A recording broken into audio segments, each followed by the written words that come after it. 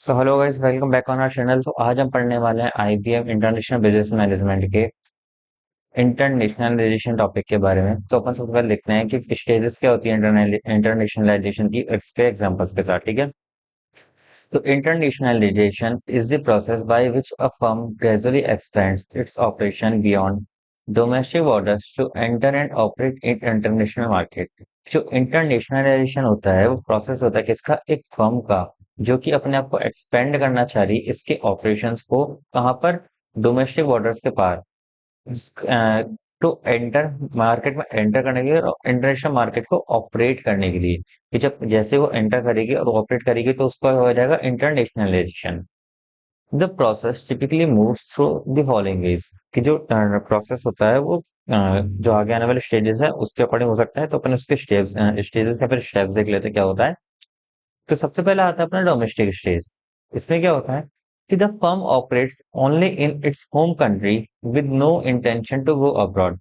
कि जो फर्म होती है, जैसे अपन लेके चलते हैं, सबसे पहले अपन नॉर्मल से कंपनी का एग्जांपल लेके चलते हैं। अपन ने इसमें दे रखा था पतंजलि। ठीक है। पतंजलि ने पहले क्या किया कि उसने लोकल इंडियन एम से एफएमजीसी मार्केट में अपना मार्केट ओपन लिया। ठीक है। उसने किस पे फोकस किया, डोमेस्टिक मार्केट में। और बाहर एक्सपोर्ट एक्सपोर्ट करने से पहले उसने सबसे पहले अपने इंडियन मार्केट में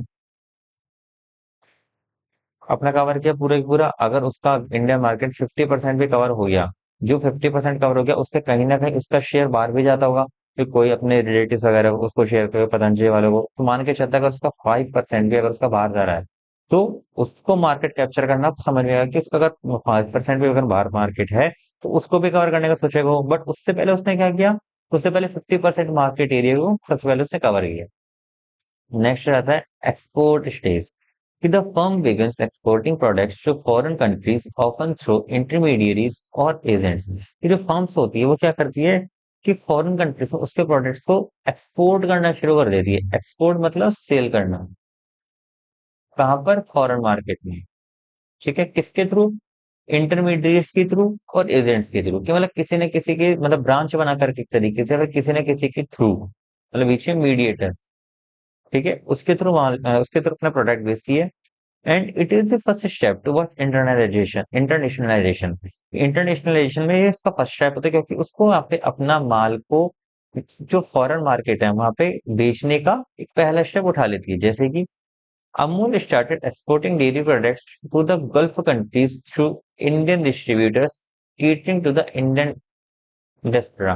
ठीक है, कि अमूल ने क्या किया, वो पहले इंडिया में चलता था। ठीक है। अब जब पता है कि जो मिडिल ईस्ट कंट्रीज हैं, ठीक है, या फिर क्या कहते हैं गल्फ कंट्रीज हैं, वहां पे इंडियंस काफी अच्छे लेवल पे हैं भाई। ठीक है। तो उसने क्या करा, अपना मार्केट एक्सपेंड किया। जैसे इसके कॉम्पिटिटर में सरस है। ठीक है। सरस कुछ ही स्टेट्स में चलती है, बाकी पे मदर डेयरी, ठीक है, अमूल हो गया, जनरली यही चलती है। ठीक है। अब जो यही चलती है तो अमूल ने क्या किया, उसने पहले अपना इंडियन मार्केट तो कवर किया ही किया। ठीक है। जब उसने देखा कि इंडिया में उसकी डिमांड है और कुछ कंट्रीज ऐसी हैं जहाँ पे इंडियंस का बोला वाला है, जहाँ पे इंडियंस भी ज्यादा रहते हैं, तो उसने उसको भी वो क्या उसको उसको भी कवर किया। तो उसने उसको कवर किया तो उसने पहले एक्सपोर्ट किया, क्यों, पहले वो देख तो ले कि उसका माल चल भी रहा है नहीं चल रहा। तो उसने सबसे पहले ये स्टेप उठाया। फिर उसके बाद क्या आता है, इंटरनेशनल स्टेज। कि the firm setup its own distribution channel, sales office और forms alliance in foreign markets. कि इसमें क्या करती है फर्म, अपने डिस्ट्रीब्यूशन चैनल को ओपन कर देती है, सेल्स ऑफिस को कर देती है और फॉरेन अलायंस बनाने लग जाती है, जिससे कि वो क्या कर सके, प्रोडक्ट्स को कस्टमाइज कर सके और स्ट्रेटेजी बना सके फॉरेन कस्टमर्स को लेकर के। जैसे Bajaj auto has set up dealership and service centres in African and Latin American countries. की जो बजाज ऑटो है उसने डीलरशिप और सर्विस सेंटर्स ओपन करना शुरू कर दिया, कहाँ पे, अफ्रीकन और लैटिन अमेरिकन कंट्रीज में। ठीक है। अब जैसे क्या होता है कि जैसे अपने जो इंडिया है, इंडिया में क्या राइट हैंड ड्राइविंग है। ठीक है। और बाहर कुछ कंट्रीज जैसे यहाँ पे लेफ्ट हैंड ड्राइविंग है। ठीक है। तो जो कंपनी कार बना रही है, ठीक है, जो कंपनी कार बना रही है तो उसमें क्या रहेगा, वो क्या करेंगी कि जहाँ पे राइट हैंड कंट्रीज है वहां पे राइट हैंड के लिए बनाएंगे और लेफ्ट हैंड बनाएगी। तो या तो उसको परचेज कर, या तो उसको एक जगह मैन्युफैक्चर करके दूसरी जगह सेल करें, या फिर दोनों सेम जगह करना शुरू कर दें। ठीक है, ये कर सकती है, बट सबसे पहले वो मार्केट कैप्चर करेगी। कौन सा मार्केट कैप्चर करेगी? एक्सपोर्ट वाला। कि उसने मान के चलो 10 कार्स भेजी। अगर उसकी 10 कार सोल्व हो जाती है, तो 11वें कार में सोचेगी कि यार अपन उसको मैन्युफैक्चर करें, ठीक है, या फिर डायरेक्ट एक्सपोर्ट करें, ठीक है, या फिर अपन वहां पे डीलरशिप खोल लें। किस तरीके से अपने आप को और ग्रो करें, तो ये कहना चाह रहे। तो सबसे पहले क्या हो गया, ये बन याद है। सबसे पहले उसने डोमेस्टिक क्रिएट किया। उसके बाद उसने इंटरनेशनलाइजेशन किया, किसके थ्रू? एक्सपोर्ट के थ्रू। ठीक है। उसके बाद उसने थर्ड स्टेप क्या लिया अपना? इंटरनेशनल स्टेज लिया उसके।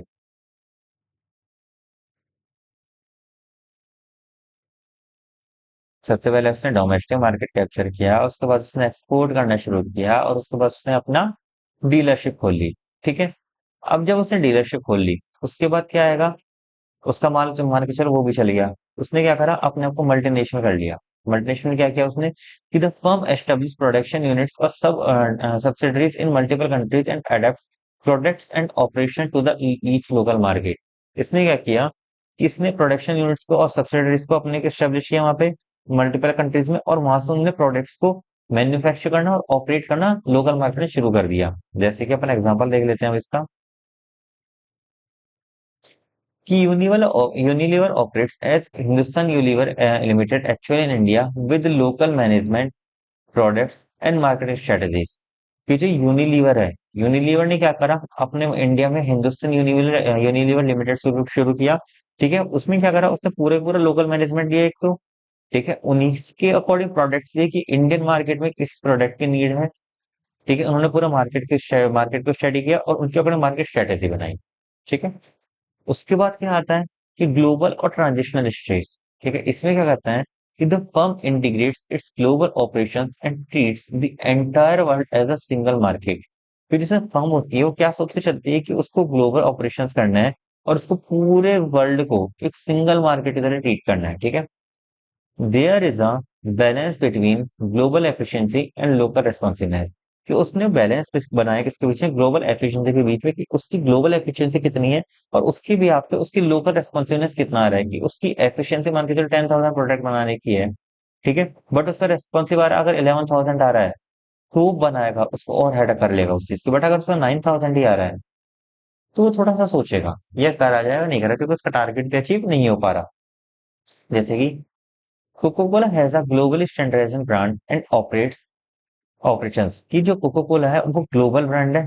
ठीक है, स्टैंडर्डाइज्ड ब्रांड है वो, कि हर जगह अपने एक स्टैंडर्ड प्रोडक्ट बेचती है और वहीं से वैसे ही ऑपरेट करती है। But it customise marketing like Thums Up in India to suit local presence.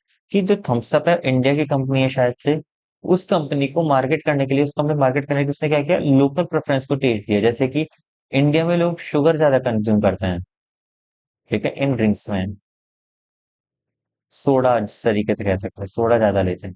उन्होंने क्या किया, इंडियन के अकॉर्डिंग ये मार्केट को बनाया, जिससे कि उनकी ज्यादा से ज्यादा सेल हो सके। नेक्स्ट आता है बोर्न ग्लोबल, ऑप्शन या बर्डन कॉन्सेप्ट।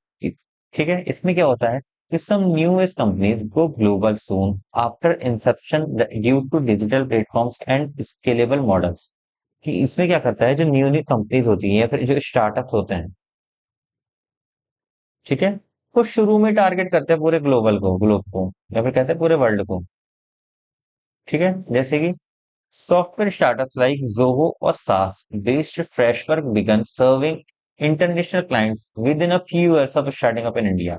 उन्होंने क्या किया कि इंडिया में अपना शुरू किया होगा, बट उन्होंने टारगेट क्या किया पूरे वर्ल्ड को, कि पूरे वर्ल्ड में हम अपने सॉफ्टवेयर को बेचेंगे। तो उन्होंने अपने सॉफ्टवेयर को इस तरीके से कस्टमाइज किया होगा कि पूरे वर्ल्ड में एक तो उनकी सेल हो जाए।